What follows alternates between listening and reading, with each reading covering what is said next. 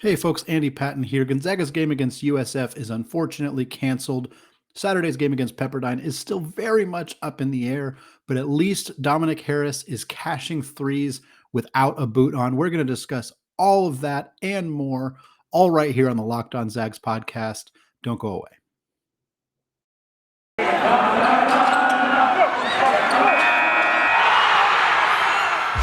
You are Locked On Zags, your daily podcast on the Gonzaga Bulldogs. Part of the Locked On Podcast Network. Your team every day.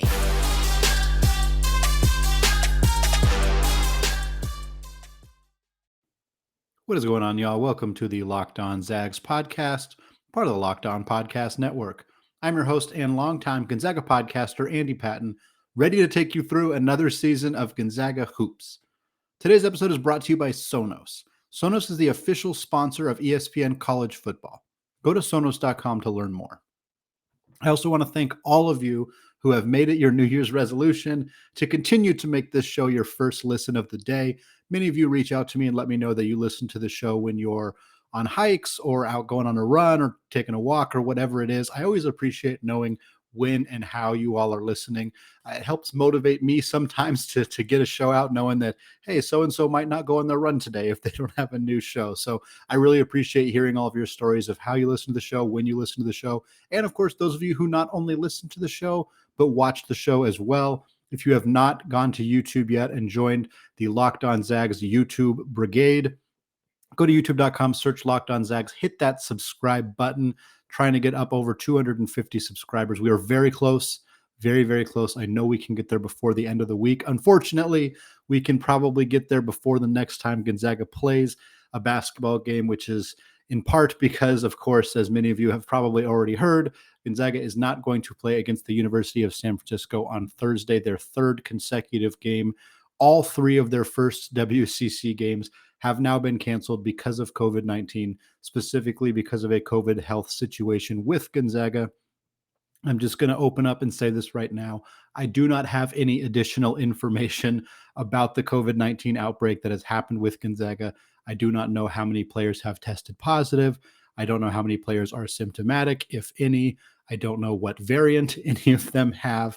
I don't know if we're on the verge of it being over. Obviously, the extent of what I know is that Gonzaga determined today, as I'm recording this on Monday evening, that they are unable to play their game on Thursday. Likely that means that 8 to 10 players on the team have tested positive and remain positive. That's not a great sign. It doesn't mean that, again, we don't know the exact health necessarily of all of these players. Generally with the Omicron variant, at least, players have been, or people have been, less symptomatic. Obviously, vaccines have had a huge part to play in that as well. Gonzaga has reported to be very, very, very well vaccinated as a team. So hopefully most of these guys are not symptomatic. The only kind of glimpse we've gotten, and we're probably reading too far into this, was a tweet by Nolan Hickman, or excuse me, an Instagram post by Nolan Hickman, who said, COVID is killing your boy. He could have been referring to having it himself, to feeling sick. He could have been referring to being upset that Gonzaga is not playing any games. He could have been referring to something entirely different related to COVID. It's not clear. He did not make it clear, probably intentionally. So not necessarily something that we're probably going to know. I don't know why these players would self-identify and come forward and talk all about it. Some of them may, and that's great. I would be stunned if Mark Few says anything more than what he absolutely has to say regarding this situation. So it's probably one of those kind of mysteries that may not get ultimately resolved. Right now, we're in a situation where the WCC has basically just lost. They did lose an entire week of basketball. For the men's side, nobody played a conference game last week. Nobody. 0 for 7 or 0 for 6, on games last week. Now we know the biggest game that was scheduled for this week on Thursday is not going to happen. Hopefully, many of the other games will end up happening, and we won't get too far behind the sticks with regards to conference play in the WCC. But what we know for sure, at least for USF, the San Francisco Dons, two of their biggest conference games, they're supposed to play St. Mary's in week 1. They're supposed to play Gonzaga in week 2. Neither of those games are happening. This is a critical situation for the Dons. Obviously, it's not good for Gonzaga either. You want to play as many games as possible. They're going to have to cram some games in. We'll talk about that in a second. But for the Dons, they have at-large aspirations. This has been talked about ad nauseum on this show. It's been talked about by multiple other media outlets, by other national reporters. University of San Francisco Dons are good. They are a good basketball team. They have been playing great this year. Their only loss was to a tough Grand Canyon squad. They came back the next day, beat Arizona State. They have wins over Nevada, wins over Davidson. This is a good team, but it's really hard to be an at-large team in the WCC if you lose to Gonzaga. Most teams historically have lost to Gonzaga. We've seen St. Mary's and BYU have their tournament hopes dashed when they lost to Gonzaga, end up in Las Vegas in the WCC tournament. They would have made it. They might have made it. They didn't make it. San Francisco does not have a recent history of making the NCAA tournament. It's going to be really, really hard for them to secure an at-large bid, especially if they now have to cram all of their toughest games, both their games against Gonzaga, both their games against St. Mary's, both their games against BYU. If they have to cram all of that into a short period of time, that's going to make it a lot more difficult. They had these two games that were kind of spread out earlier in the conference slate. Now they're going to kind of have to pack them all in at the same time. I feel bad for the Dons. This is tough. They got to really earn it now. If they play those 6 tough games all in a short period of time and win 4 of them, win 5 of them, then there's, in my mind, pretty much no doubt that this is a tournament team. But it's just a tougher road for them now than it was before.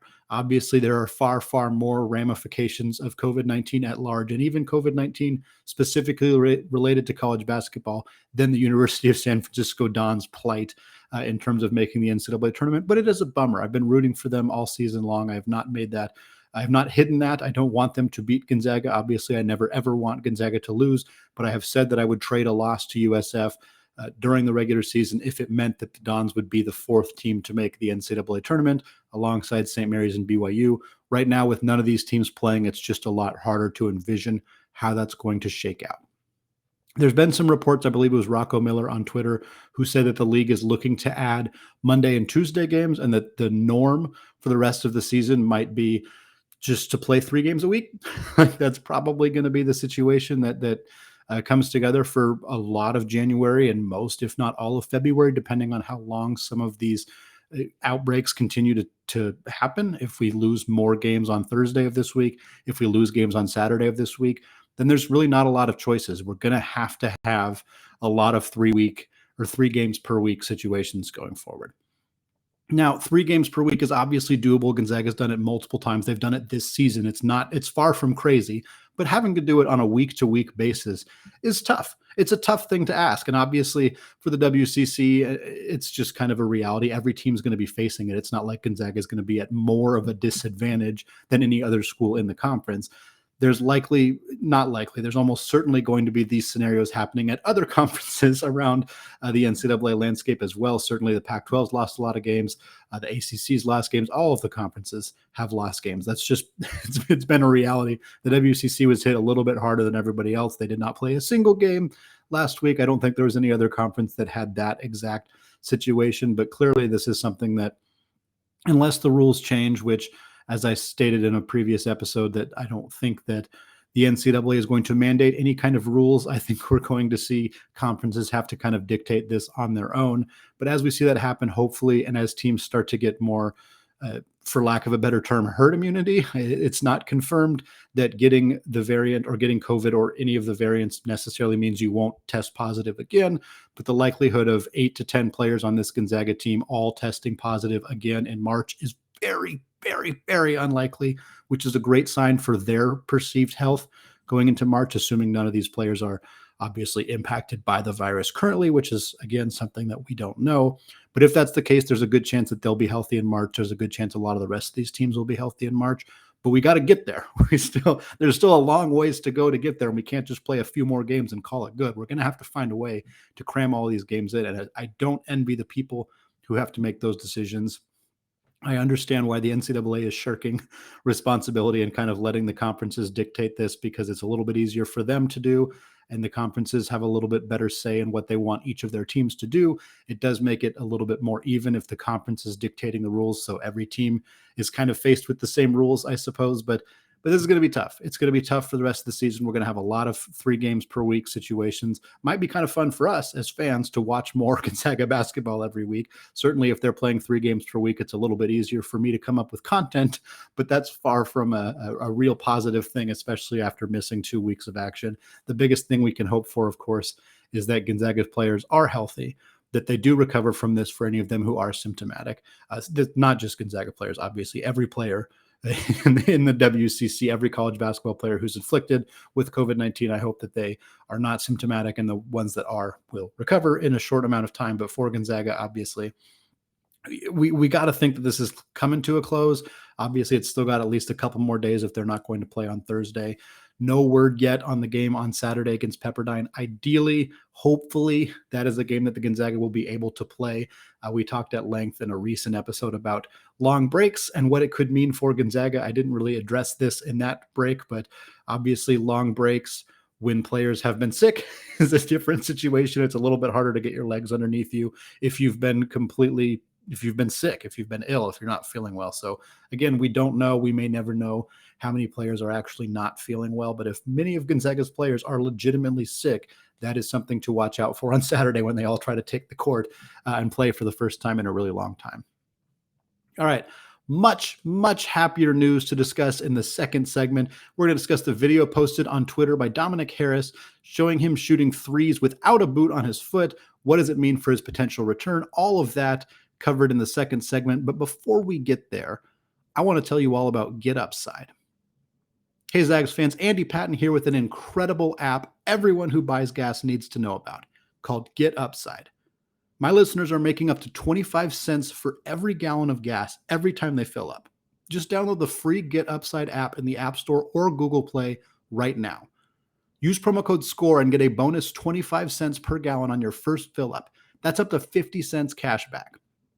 Don't pay full price at the pump anymore. Get cash back using Get Upside. Just download the app for free and use promo code SCORE to get up to 50 cents per gallon cash back on your first tank.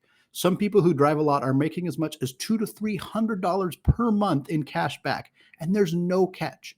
The cash back gets added right to your account. You can cash out anytime to your bank account, to PayPal, or an e-gift card for Amazon and other brands. Just download the free Get Upside app and use promo code SCORE to get up to 50 cents per gallon cash back on your first tank. That's code SCORE. Today's episode is also brought to you by BetOnline. Folks, BetOnline is back and better than ever. BetOnline has a new web interface for the start of the NBA and college basketball seasons and features more props, odds, and lines than ever before. BetOnline remains your number one spot for all of the basketball and football action this season. Head to our new updated desktop or mobile website to sign up today and receive your 50% welcome bonus on your first deposit. Just use our promo code LOCKEDON to receive your bonus. From basketball, football, NHL, boxing, and UFC right to your favorite Vegas casino games, don't wait to take advantage of all the amazing offers available for the 2021 season. BetOnline is the fastest and easiest way to bet on all of your favorite sports. All right, segment 2, still Andy Patton, still Locked On Zags, switching away from talking about the COVID cancellations that have impacted the entire WCC for the first 2 weeks of the conference season. Instead, talking much, much more positive news about Gonzaga guard Dominic Harris. Not only is today, as I'm recording this on Monday evening, today is Dominic Harris's 21st birthday, so a happy birthday shout out to Dom. That's always exciting. The day started with Julian Strother posting a pretty funny picture of Dom from when he was a kid.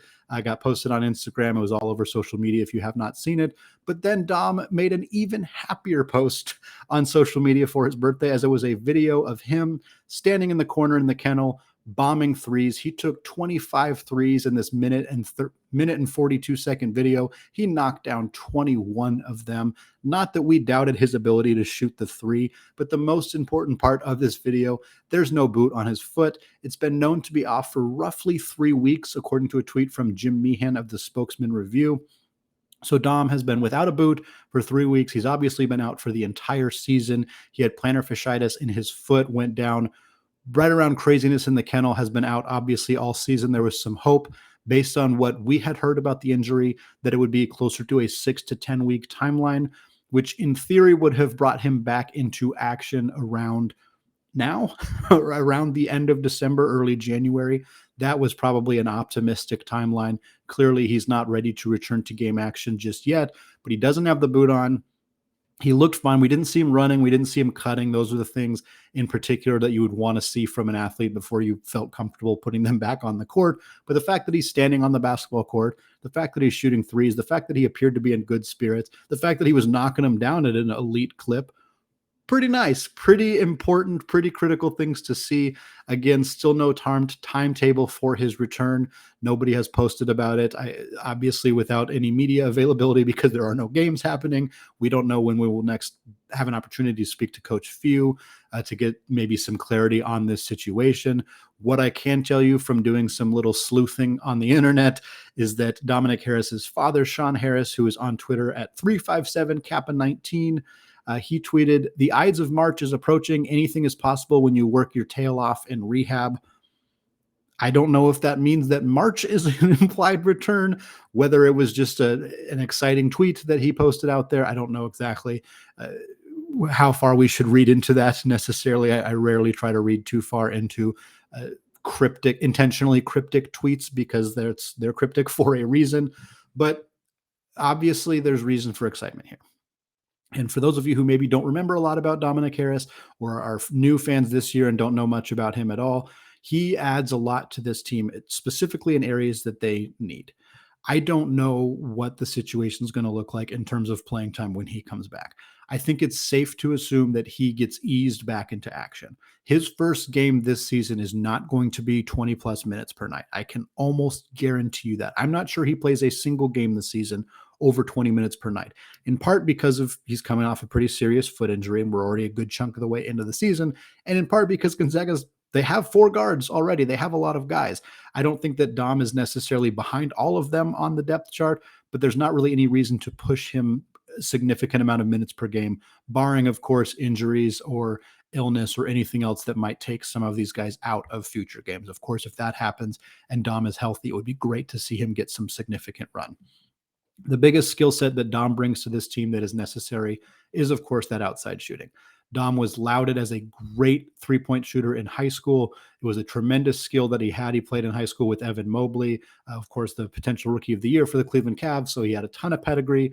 Obviously, a guy who's been committed to Gonzaga since he was a sophomore in high school. Helped get Julian Strother and Jalen Suggs and de facto Chet Holmgren to come to Gonzaga. So has been one of their biggest recruiters, biggest cheerleaders for years.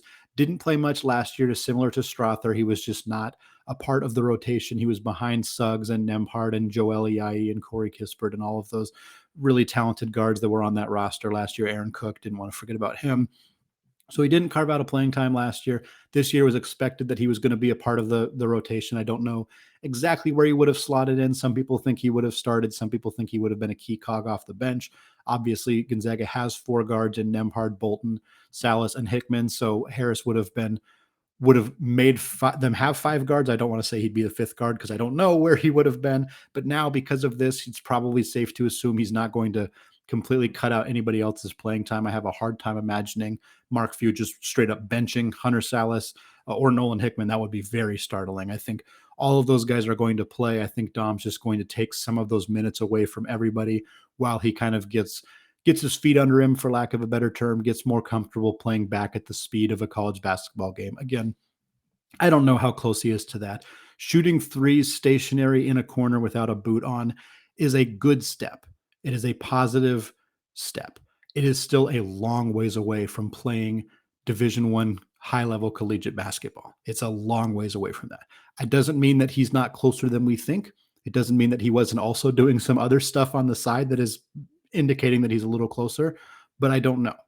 And we're not going to get an answer on this until we talk to Mark Few, which is right now the earliest is Saturday. And there's a pretty good chance he doesn't give us anything concrete either, which is totally understandable. I wouldn't want to necessarily divulge all of that information either. And it could change as the season goes on. And as he continues to heal from his injury, he could have setbacks. He could return sooner. Who knows exactly? It'll be interesting to see how they figure out a way to work him back into the lineup once he is healthy.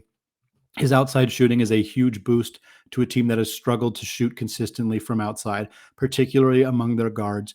We know that Brashear Bolton has shot it really well. We know that Andrew Nembhard has not. We know that Hunter Salas is not a great outside shooter at this point. Nolan Hickman has been fairly inconsistent. Julian Strother, good, but has also shown some inconsistencies as well. Having a guy like Harris who can probably knock him down at a 40% clip really just adds another aspect to Gonzaga's offense. It forces defenses to play Gonzaga a little bit differently when he's on the floor. We also know that he's a good perimeter defensive player. There was rumblings that the staff believed he was the team's best perimeter defensive player last season, would have been their best perimeter defensive player this season. On a team with Hunter Salas, who's played extraordinary defensively, on a team with, Nembhard has played better defensively. Julian Strother looks like a quality defensive player. Of course, you have your big men in Anton Watson and Chet Holmgren, who are great. Adding a guy like Dom, who can play a plus perimeter defense and shoot the rock well, is just, there's no downsides. There's no negatives to this. Somebody's going to lose some playing time, or multiple somebodies are going to lose some playing time. And that's always difficult to have that happen to you in the middle of a season. But the Zags are going to get better as soon as he steps on the court. I wish I could tell you when it's going to be, but hopefully it's coming in the month of February, at least in the month of March. And we're going to have a better roster heading into the big dance. All right, third segment is going to be kind of an assortment of news and notes about the Zags as we prepare for another work week without Gonzaga hoops.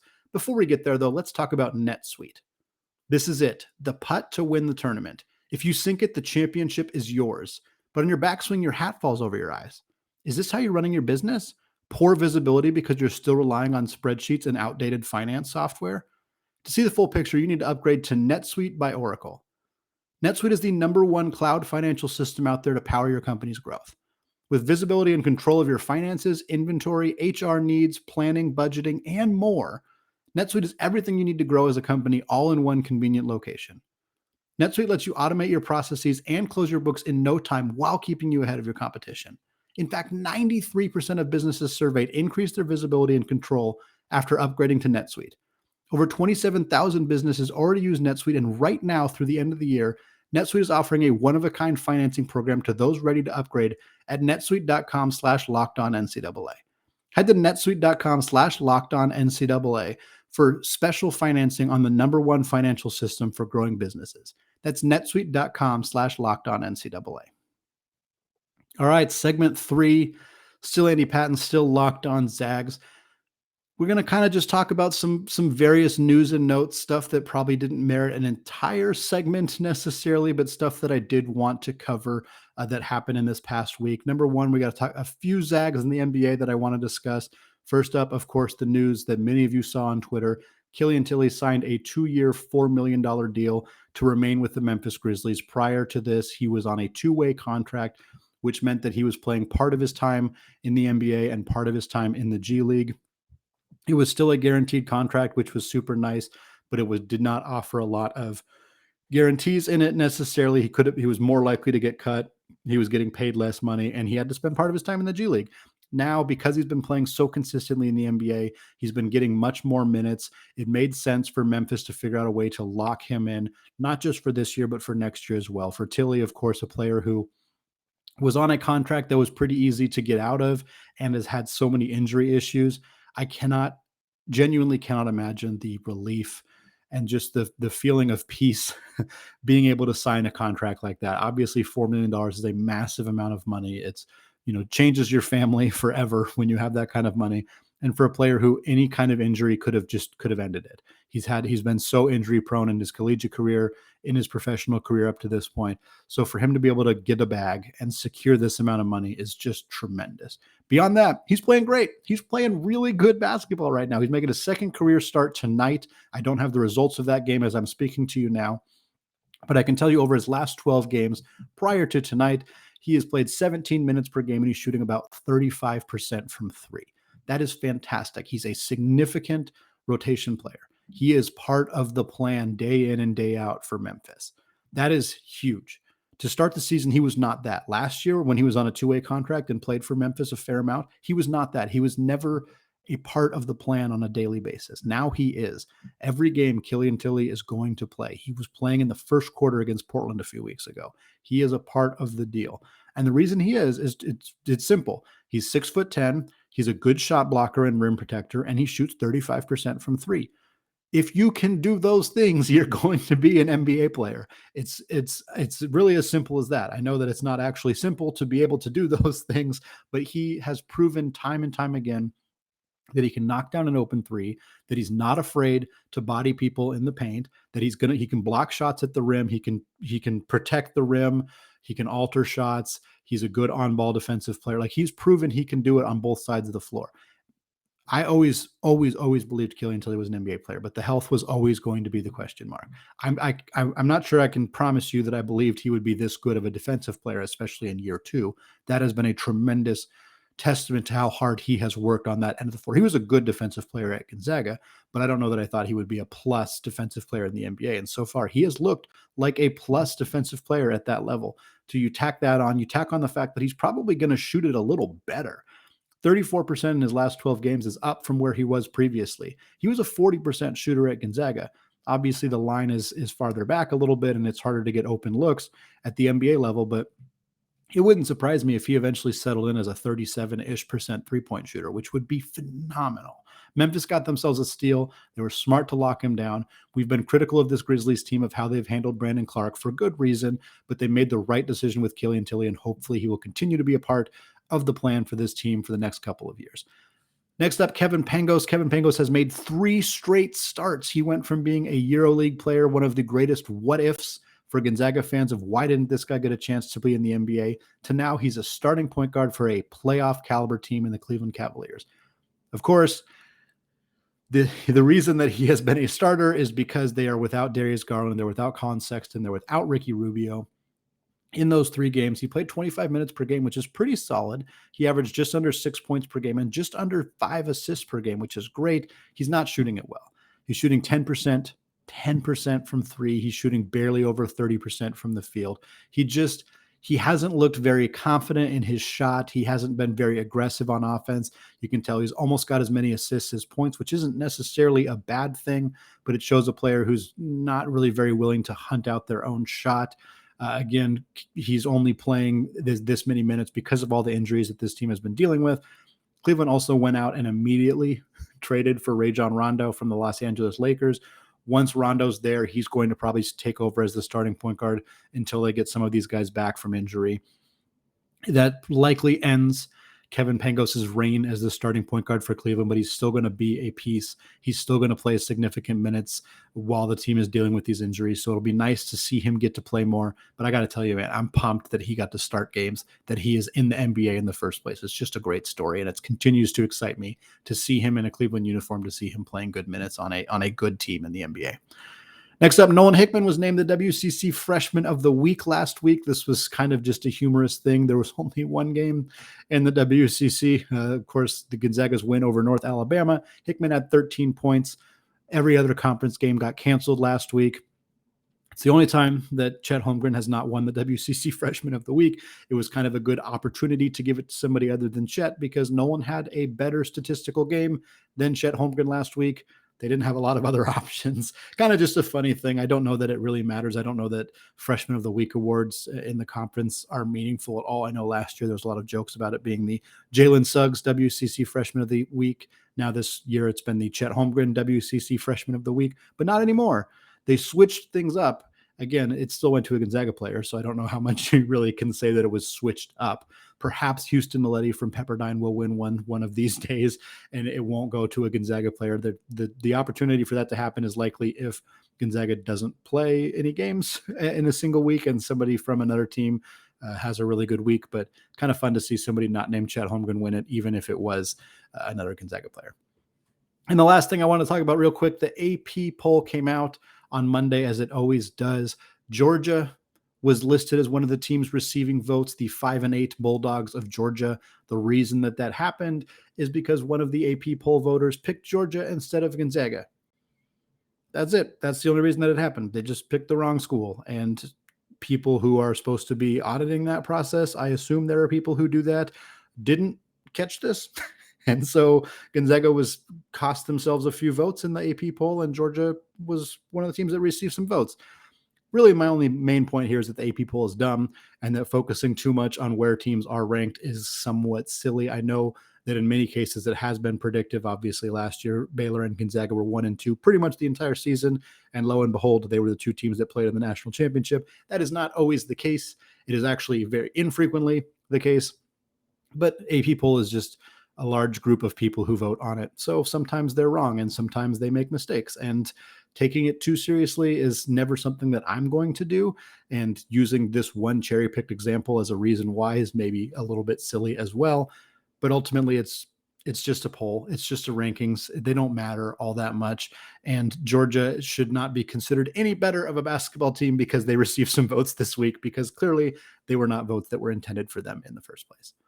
All right, that is going to do it for today. Join me tomorrow with a special guest to talk all about the WCC and their non-conference performance. One of two exciting guests that I have lined up for this week, all right here on the Locked On Zags podcast, available wherever you get your podcasts and available on YouTube. Hit that subscribe button if you have not already. Finally, thank you again to those of you who made this show your first listen of the day. Now is a great time to make your second listen to the Locked On Bets podcast. Locked On Bets is your daily one-stop shop for all of your gambling needs. Locked On Bets is hosted by your boy Q with expert analysis and insight from Lee Sterling. All right, thank you all for listening, and go Zags.